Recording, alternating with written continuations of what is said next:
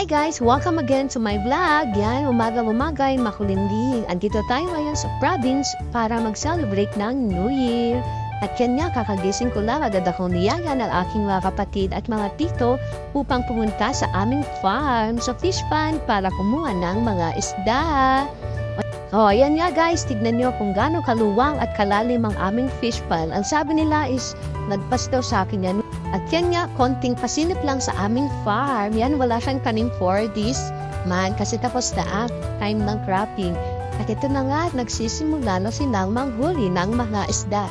At yan nga, unti-unti nilang dihudukot sa ilalim kung may nakuha ba sila. At sa mga oras na yan, nagtatawaran sila kung meron ba o wala silang nakuha.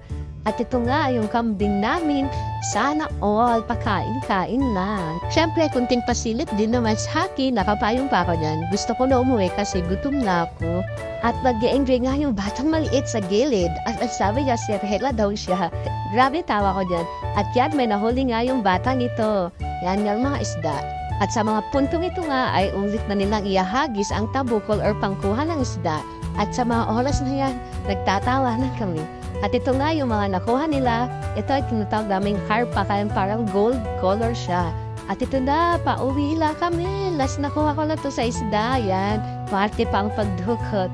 Yan guys, tara na at ating iluto ang mga isda. At ito na nga, iniihaw na ito talaga ang namis ko. Yun lang, salamat!